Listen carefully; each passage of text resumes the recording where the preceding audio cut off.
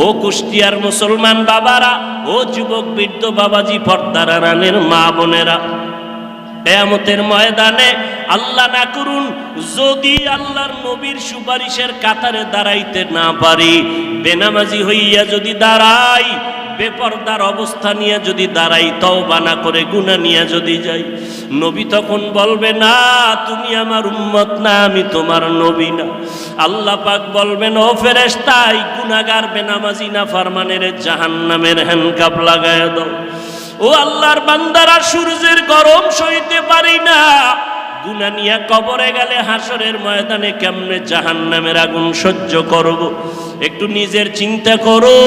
আজকে তোমার ডানে বামে, আমার ডানে বামে ভক্তবৃন্দের অভাব নাই, টাকা পয়সা বাড়ি গাড়ির অভাব নাই, মরিয়া গেলে সাদা কাপড় ছাড়া কেউ নাই, অন্ধকার কবরে কেউ আমার আপন হইয়া যাবে না। অতএব এখনো সময় আছে, তওবা করে নাও, আল্লাহর মোহাব্বত নিয়ে, উলামায়ে কেরামের পরামর্শ নিয়ে 5 ওয়াক্ত নামাজ পড়ো। এখনো সময় আছে, মনে মনে আমার আল্লাহকে ডাকো আর বলো, হে মালিক, জীবনে তো নামাজ কম সারি নাই, বেপরদায় কম চলি না, আজকে থেকে তওবা করলাম। আমার মতো যুবক স্কুল কলেজে পড়িয়া, ব্যবসা করে, চাকরি করে যদি নামাজ পড়ে, আমি কেন পারবো না? আজকে থেকে নামাজ ছাড়বো না, বেপরদায় চলবো না, দাড়ি কাটবো না, মা বাবার সাথে বেয়াদবি করবো না, মুরব্বীদের সাথে বেয়াদবি করবো না, উলামায়ে কেরামের পরামর্শ নিয়া, নবীর তরিকা মানিয়া চলবো, মা বাবার দোয়া নিয়া চলবো। তওবা করার মতো যদি নিয়ত হয়, অন্তরে যদি কোনো নেফাকি আর দুর্বলতা না থাকে, খাঁটি তওবা করার নিয়ত যাদের অন্তরে আছে, দুটো হাত আমার আল্লাহকে দেখাইয়া দাও। আয় আল্লাহ, আমাদের হাতগুলো কবুল করে নেন, তওবা কবুল করে নেন। তওবার উপরে মজবুত হইয়া, নবীজির আদর্শ মানিয়া, উলামায়ে কেরামের পরামর্শে চলার তৌফিক দান করেন। আমিন। নবী সাল্লাল্লাহু আলাইহি ওয়া আলিহি ওয়া সাল্লাম, ইত্তাকিল মাহারিম তাকুন আ'বাদান নাস। ও দুনিয়ার উম্মত, আল্লাহর নিষিদ্ধ কাজ থেকে তুমি নিজেকে বাঁচাও, আল্লাহর কাছে তোমার মর্যাদা বেড়ে যাবে। সাহাবায়ে কেরাম এই কথা শুনিয়া এতটাই নিজেকে কন্ট্রোল করেছেন, ওমরে ফারুক মুখের ভেতরে একটা পাথরের টুকরা রাখতেন, অযথা যেন একটা কথা বের না হয়, কারণ অযথা কথা বললে আল্লাহর কাছে জবাব দিতে হবে। কথারও বাজেট আছে, আমি হায়াত কতদিন পাবো, কয়টা কথা বলবো, তার বাজেট আছে। হায়াতের বাজেট বাকি, কথার বাজেট শেষ। মরার আগে দেখবেন বোবা হয়ে গেছে, কারণ হায়াতের বাজেট এখনো বাকি আছে, কথার বাজেট নাই, বেশি কথা বলে শেষ। এ যুবক, সারা রাত মোবাইলের মাধ্যমে এত কথা বলো, চিন্তা করছো নি বাজেট আছে কত? এমন যেন না হয় মরার আগে হায়াত বাকি থাকবে, জবানের কথার বাজেট থাকবে না, বোবা হয়ে কাটাতে হবে বিছানায়। আল্লাহ বাজেট দিয়ে দিছেন, হিসাব কইরা কথা কইও, মিস কল পাইলেই ব্যাক করো না। আল্লাহ সব ভাইকে হেদায়াত দান করুন। আল্লাহ পাক এই মাহফিলের বরকতে পুরা কুষ্টিয়ার এই জমিনকে দ্বীনের দুর্গ হিসাবে কবুল করেন। আল্লাহ পাক অত্র অঞ্চলের সমস্ত মানুষকে শান্তির জীবন দান করুন। কবরস্থ যারা আল্লাহ সবাইকে জান্নাত দান করুন। পরস্পরে মোহাব্বত আল্লাহ বাড়ায়া দেন। আপনাদের সব থেকে বেশি পরিচিত কোরআন শরীফ থেকে একটা আয়াত আমি পড়েছি, রসুলের একটা হাদিস পড়েছি। আপনারা যদি বসেন, ধৈর্য ধারণ করেন আর দিল খুলে দোয়া করেন, তো আয়াত এবং হাদিসের আলোকে কিছু কথা আমি পেশ করব, ইনশাআল্লাহ। আল্লাহ কবুল করেন। আল্লাহ কবুল না করলে হবে? অনেকেই কিন্তু জানে এখানে প্রোগ্রাম আসার নিয়ত করেছিল, আসতে পারে নাই। টাকা থাকলেই মক্কা যাওয়া যায় না যদি আল্লাহ কবুল না করেন। মনে চাইলেই দ্বীনের কাজে বসা যায় না, আল্লাহ কবুল না করলে। অনেকের বাড়ির থেকে ওয়াজের নাম নিয়ে আসছে, কুষ্টিয়া শহর ঈদগায় ওয়াজে যাই, কিন্তু কপাল খারাপ, প্যান্ডেলে ঢুকতে পারে নাই। তারা কোথায়? মহিলা প্যান্ডেল তাওয়াফ করে, আর কেউ দোকানপাটে আড্ডা করে, গল্প করে, কবিরা গুনাহ করে, এর নাম কপাল। এজন্য আমি সব সময় বলি, আল্লাহ চাইলে সব হয়, বান্দা চাইলে কিছুই হয় না। বান্দা চাইছিল আরো 20 বছর থাকবো, আল্লাহ কয় আমি দিব না। কাটটা হইল আল্লাহটা। আল্লাহ চাইলে হয়, বান্দা চাইলে হয় না। আল্লাহ। আবার অনেকে প্যান্ডেলে ঢুকছেন, কিন্তু কোরআন হাদিসের কথা শুই না, দিলটাকে নরম করে তওবা করে বাড়ি যাওয়ার কপাল হবে কিনা অনেকের অসম্ভব। অনেকে মোনাজাতের আগে চলে যাবে। এ বিশাল প্যান্ডেলে কত আল্লাহর বান্দা আছেন, আলেম বুজুর্গ, যাদের আমিন কবুল হয়ে যাবে। এদের সাথে যদি বসে মা বাবার জন্য একটু দোয়া করা যাইতো, মা বাবা কত না খুশি হতেন, তাদের কবর না কত শান্তির বাগান হয়ে যেত। যে কপাল পরা সেই দোয়ায় শরীক হতে পারবে না, শয়তান তাকে উঠায় নিয়ে যাবে। এই প্যান্ডেলের দাম কত? রসুল বলেন এখানে বসার সাথে সাথে জীবনের সব গুনাহ মাফ। সুবহানাল্লাহর আওয়াজ যত দূর চলে গেল, যত মানুষ ছাড়া ভিন্ন মাখলুক শুনছে, কিয়ামতের দিনে জমিন তার সাক্ষী হয়ে যাবে। ইয়াউমা ইযিন তুহাদ্দিসু আখবারাহা, কিয়ামতের দিন জমিন আপনার আমার পক্ষ বিপক্ষে সাক্ষী হবে। দার কিয়ামত এই জমিদার নে কো বাদ কে জেনা দিদা গওয়াহি হাদেহা। জমিন আপনার আমার পক্ষ বিপক্ষ নিবে। জমিনে সেজদা দিয়েছেন, কিয়ামতের দিনে জমিন আল্লাহকে বলবে, আল্লাহ আমাকে সেজদা দিয়েছে আমার পিঠে। আল্লাহ জমিনের সাক্ষী নিয়ে বলবে, বিনা হিসাবে জান্নাতে চলে যাও। এজন্য দেওবন্দের কৃতি সন্তান কারি তৈয়ব সাহেব রহমতুল্লাহ আলাইহি, যিনি ওই সময় ভারতবর্ষের সমস্ত জেনারেল লাইনের মানুষরা তাকে দার্শনিক মনে করত, উলামায়ে কেরাম তাকে জবরদস্ত একজন ইলমওয়ালা আহলুল্লাহ মনে করতেন। তাকওয়ার মানদণ্ডে আল্লাহকে এতটা ভয় করে চলতেন, ওই সময়ে তাকে বাইতুল্লাহ হজে নেওয়ার প্রস্তাব দেয়া হলো। তিনি বললেন, হজে যেতে পারি, শর্ত দুইটা, আমার উপরে হজ ফরজ না, অতএব আপনারা যদি নিতে চান 2 শর্ত আমার। এক, আমার কোনো ছবি তোলা যাবে না, আমি ছবি তুলব না। বিনা কারণে ছবি তোলা স্পষ্ট কবিরা গুনাহ, হারাম। সরকার যদি বলে লাগবে, শরীয়তের কোনো বিধানের কারণে যদি বলে ছবির প্রয়োজন, হালাল, এমনি একটা ছবি তুললাম, কবিরা গুনাহ, হারাম। আর শর্ত কি? আমি ভারত থেকে বাইতুল্লাহ যাব, আমার নামাজ যা হবে সেজদা আমাকে জমিনে দাওয়াতে হবে, আমি শূন্যের উপরে সেজদা দিব না, আমি মাটিতে সেজদা দিব। বলে এটা কেমনে সম্ভব?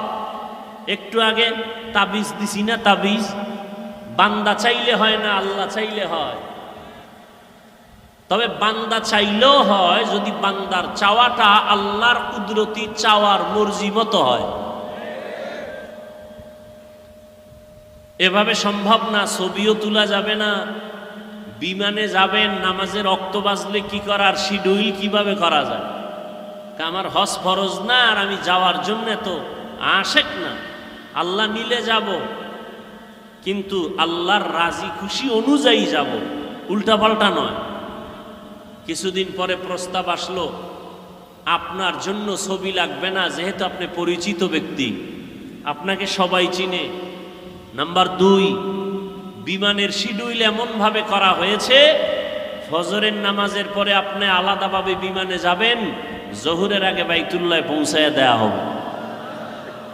हर के दारद खौफे हक दर दिल मदाम जन्नतुल मअवा देहद उरा मकाम जुज़्ब हक ची जे मखा अज इंसो जा फजले उआ मस्ते दर जुमला जहा।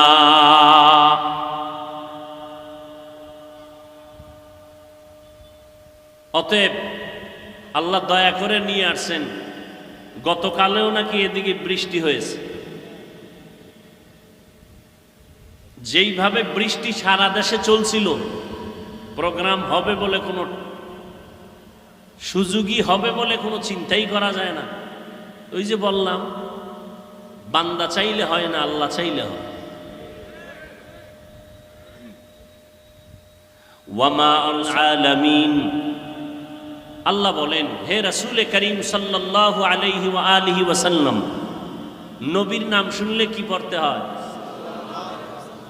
পড়লে গুনাহ আছে কোনো? কি আছে? সওয়াবের দরকার নাই? একটুখানি নেকের তরে রোজ হাসরের মাঠেতে বাবা ঘুরবে ছেলের পিছে, ছেলে বাবার আগেতে। আহাতে মন কঠিন দিনেতে নামাজ তোমায় ভুলবে না, ঠিক মতো পড়িলে নামাজ জান্নাত তোমার ঠিকানা। ঘুমের চেয়ে নামাজ ভালো আর তুমি ঘুমাইও না, ঠিক মতো পড়িলে নামাজ জান্নাত তোমার ঠিকানা। একটা নেকের টানে কিয়ামতের দিন বক্তা যাবে জাহান্নামে, শ্রোতারা যাবে জান্নাতে। এক নেকের ব্যবধানে পীর সাহেব জাহান্নামে, মুরিদ যাবে জান্নাতে। এক নেকের ব্যবধানে মা বাবার হাতে জাহান্নামের হ্যান্ডকাপ লেগে যাবে, সন্তান জান্নাতে যাবে। বক্তা শুধু বয়ানে করছি, আমল করি নাই। শ্রোতারা ভয় নিয়ে বসছে, এরা আমল করছে, আল্লাহ জান্নাত দিয়ে দিছে। हर के बाशुद आमिले सल्लु मुदाम आतिशे दो ज़ुख़शावत बरवाए हाराम। বেশি বেশি দুরূদ শরীফ পড়বেন। জীবনে আল্লাহ যদি জিগায় যে তোর জীবনে সব গুনাহ মাফ, একটা আমল আমাকে দেখা যে আমলটা ছোট হলেও সব সময় করছো, আমি আল্লাহর খুশির জন্য একটা আমল দেখাও, সেদিন কি দেখাবেন আল্লাহকে? নামাজ পড়ছেন, এখানেও ভেজাল। জিকির করছেন, ভেজাল। তেলাওয়াত করছেন, ভেজাল। মানুষকে দান করছেন, ভেজাল। দেখানোর জন্য করছেন। সহিহ হাদিস ওমরে ফারুক রাদিয়াল্লাহু তাআলা আনহু থেকে বর্ণিত, ওলামায়ে কেরাম জানেন, আপনারাও জানেন, কিয়ামতের কঠিন দিন আল্লাহ পাক তিন ব্যক্তিকে ডাকবেন, যেই তিন ব্যক্তির ব্যাপারে সারা দুনিয়ার দিল বলে, চোখ বলে এরা জান্নাতি, কিন্তু আল্লাহর কাছে এরা জান্নাতি কিনা একটু শুনেন। তিন ব্যক্তিকে আল্লাহ ডাকবেন। শহীদ, যুদ্ধের মাঠে যুদ্ধ করে শহীদ হয়ে গেছে, তার জানাজা হবে, গোসল হবে না, যে পোশাক আছে ওই পোশাক নিয়ে কবরে দাফন হবে। কিয়ামতের দিন আল্লাহ শহীদকে ডাকবেন, এই শহীদ আসো। তুমি শহীদ হয়েছ? বলে হ্যাঁ হয়েছে। কেন? আল্লাহ দ্বীনের জন্য। দুনিয়াওয়ালারা জানে দ্বীনের জন্য, আমি আল্লাহ জানি অন্যটা। দুনিয়াওয়ালারা তোমার উপরেরটা জানে, আমি তোমার দিলেরটা জানি। আল্লাহ কি? তোর দিল ছিল, তোরে সবাই বীর যোদ্ধা বলবে, তোকে সবাই বাহ বাহ দিবে। তোর অন্তর ছিল দুনিয়ার সম্মান পাওয়া, অতএব সে সম্মান দুনিয়ায় পাইছো, আমার আদালতে খালি জাহান্নামের ফেরেশতাকে হ্যান্ডকাপ লাগায় জাহান্নামে নাও। এরপরে ডাকবেন আলেমকে, এই আলেম আসো, তুমি ইলম শিখছো কেন? আলেম হয়েছো কেন? আল্লাহ দ্বীনের দাওয়াত দিব, দ্বীনের দিকে মানুষকে ডাকবো। মানুষ জানে তাই, আমি জানি ভিতরেরটা। আমি কি জানি জানো? তুই মানুষকে দাওয়াত দিবি না, তুই আলেম হয়েছো, এলেম দিয়ে দুনিয়া কামাই করবি, টাকা কামাই করবি, সম্মান কামাই করবি। মাওলানা না লেখলে কষ্ট পাও, আমি জানি না। আলহাজ না লেখলে কষ্ট পাও, দুনিয়াওয়ালারা জানে না, আমি তো জানি। হাদিয়া কম দিলে মনে কষ্ট, এখানে আর দাওয়াত নেওয়া যাবে না, দুনিয়াওয়ালারা জানে না, আমি তো জানি। যাও, জান্নাত নাই, জাহান্নামের ফেরেশতাকে হ্যান্ডকাপ দিয়া জাহান্নামে নিয়ে যাও। তৃতীয় ব্যক্তিকে ডাকবেন দানবীর। কোটি কোটি টাকা দান করছো কেন? আমি গরিব বানাই নাই, ধনী বানাইছি। দান করছো কেন? আল্লাহ, দিনের কাজ, মাদ্রাসা করছি, মসজিদ করছি, স্কুল করেছি, কলেজ করেছি, হ্যাঁ, মসজিদ করেছি অনেক। বারবার মাইকে বলেছি এই মসজিদ আমি করছি, এই মসজিদ আমি করছি, আর কেউ করে নাই। অনেকগুলো মসজিদ করে ফেলেছি। আল্লাহ কয় মানুষ জানে এগুলো, আমি জানি ভিতরেরটা। এগুলো তুমি দান করছো কেন? মানুষ তোমাকে দানবীর বলবে, সম্মানের চেয়ার আগায় দিবে। আমার আদালতে আজকে তোমার জান্নাত নাই, জাহান্নামে চলে যাও। তাহলে শহীদের অবস্থা যদি এমন হয়, আলেমের অবস্থা যদি এমন হয়, আপনার আমার উপায় কি হবে? ওয়ামা আরসালনাকা ইল্লা রাহমাতাল লিল আলামিন। হে রাসূল করিম সাল্লাল্লাহু আলাইহি ওয়া আলিহি ওয়াসাল্লাম, আমি আপনাকে পৃথিবী নামক গ্রহে প্রেরণ করি নাই। হ্যাঁ করেছি জগৎ সমূহের জন্য রহমত হিসেবে। হলো আয়াতের তরজমা, হাদিস। পয়গম্বর বলেন, কুল্লু উম্মতি ইয়াদখুলুনাল জান্নাতা ইল্লা মান আবা। নবী বলেন, সব উম্মতেরা জান্নাতে যাবে, যারা আমি মুহাম্মদকে মানে না, অস্বীকার করে, তারা জান্নাতে যাবে না। কিলা মান আবা।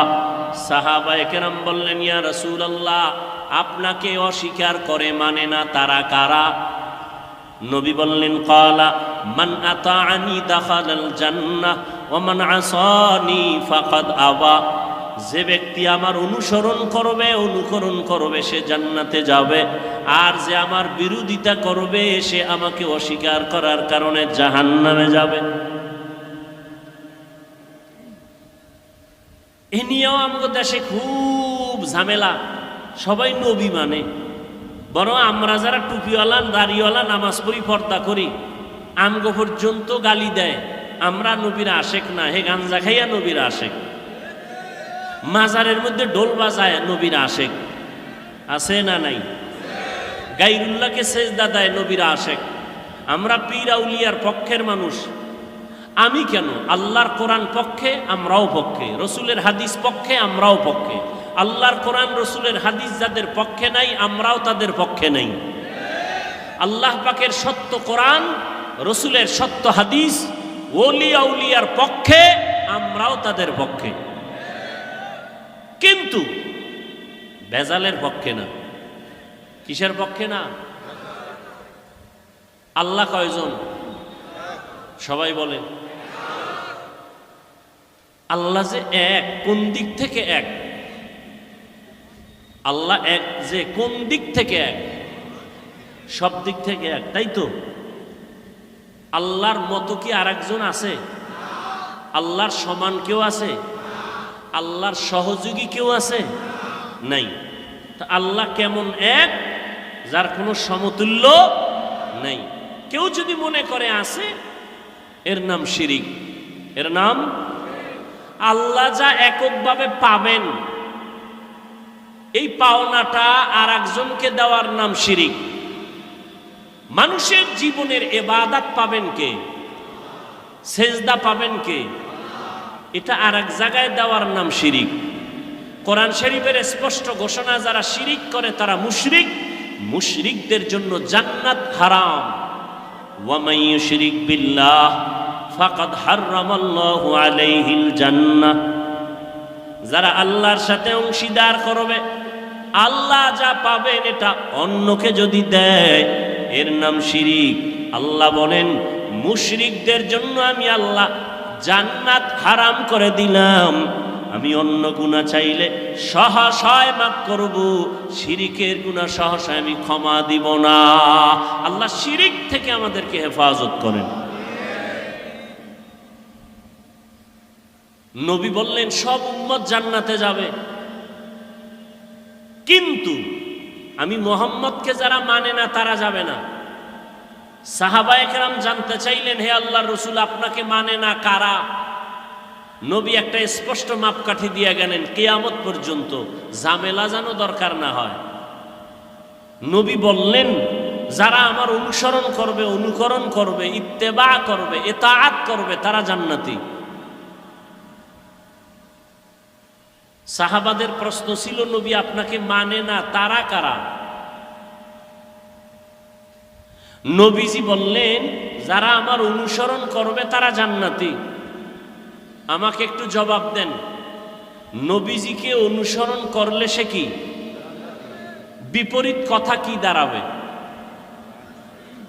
বুঝেন নাই?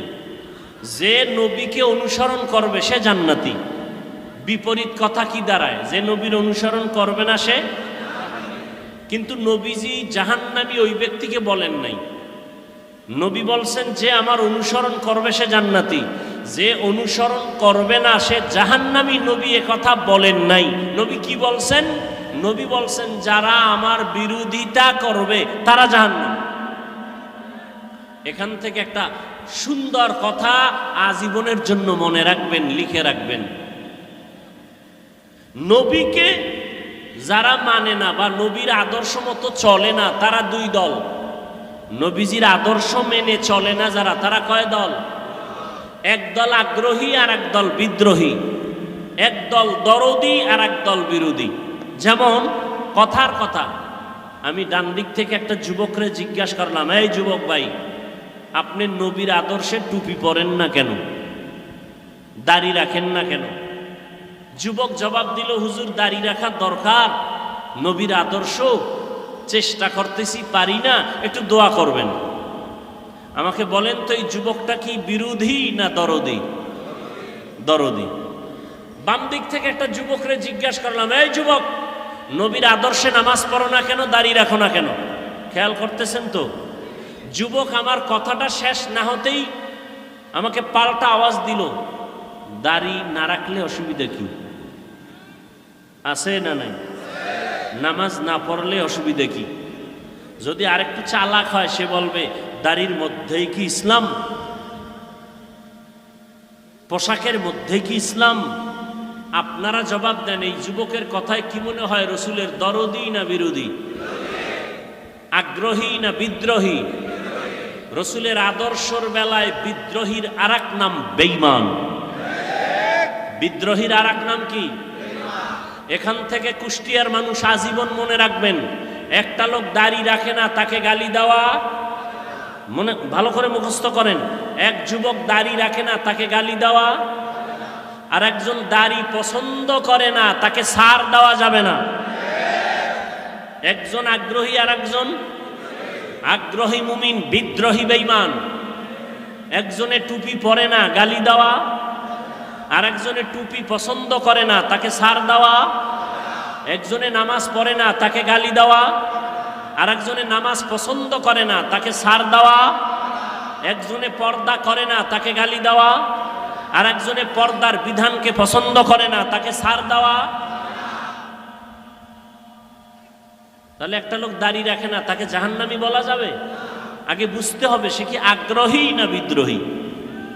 বুঝেন না কথা? অতএব একটা বেনামাজিকে দেখলে হিংসা করা যাবে না, গালি দেওয়া যাবে না, কাছে যেতে হবে, বুকে লাগাইতে হবে।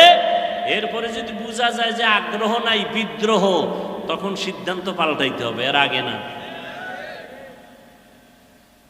আমি 5 ওয়াক্ত নামাজ পড়ি, বেনামাজির দেখলে সি করে তাড়ায় দেওয়ার নাম, এটা কামিয়াবি না, সফলতা না।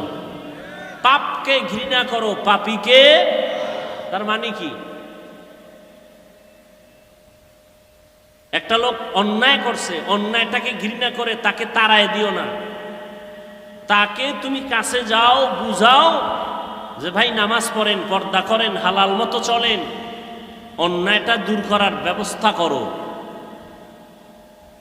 রোগকে ঘৃণা করো, রোগীকে না। হাদিসের উপরেই আজকের এই সবকটা আমরা মনে রাখবো। নবীজি বলছেন, যে আমার অনুসরণ করে জান্নাতে যাবে, যে করে না সে জাহান্নামে যাবে বলেন নাই। জাহান্নামে কে যাবে? নবী বলছেন যে বিরোধিতা করে। যে নবীর আদর্শের বিরোধিতা করে সে জাহান্নামে যাবে। এবার আসেন আয়াতের উপরে পরিচিত একটি আয়াত, ওয়ামা আরসালনাকা ইল্লা রাহমাতাল লিল আলামিন।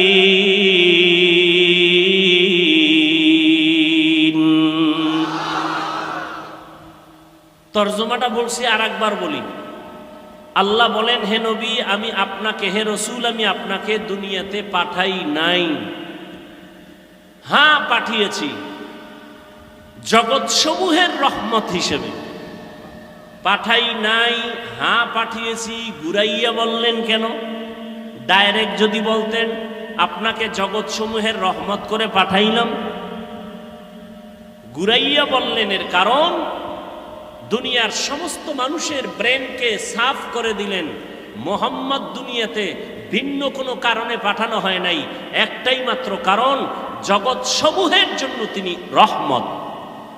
তিনি রহমত, পুরাটাই রহমত, তার মধ্যে রহমতের বাইরে কিচ্ছু নাই।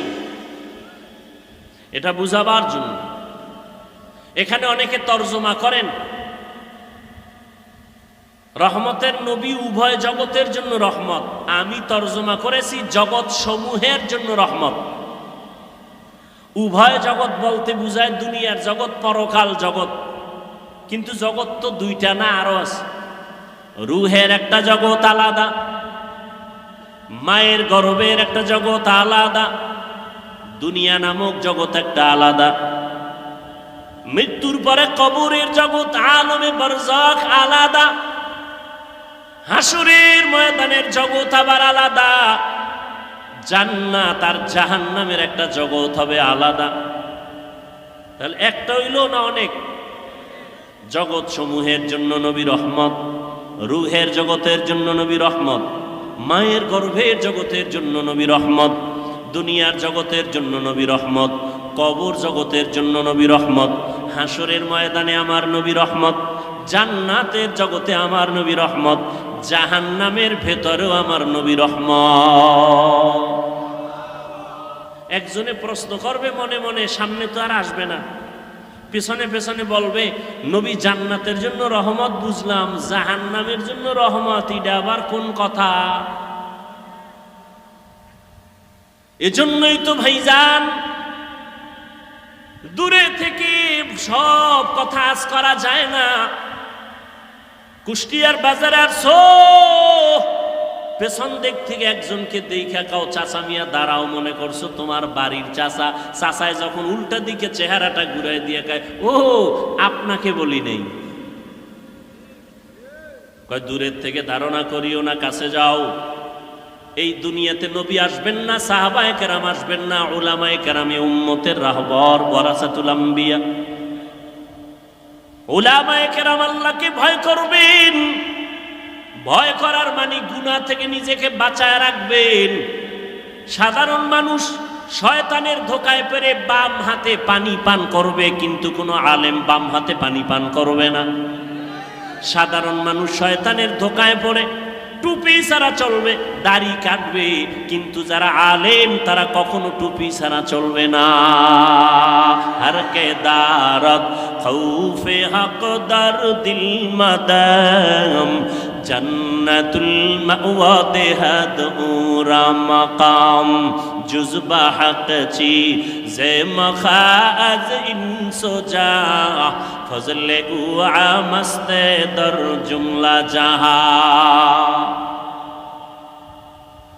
জগৎ সমূহের জন্য আপনার আমার নবী, রহমতের নবী আমার নবী। রুহের জগতের জন্য কিভাবে রহমত, ভিন্ন আলোচনা।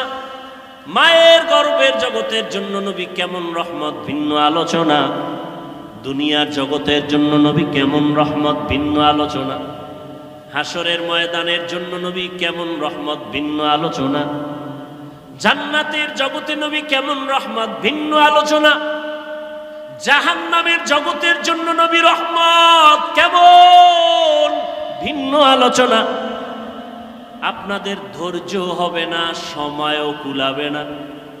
এজন্য আমি শুধুমাত্র রুহের জগৎ নিয়ে কথা বলবো না, শুধু দুনিয়ার জগৎটা নিয়ে কিছু কথা বলে বিদায় নিব আল্লাহ যদি তৌফিক দেন।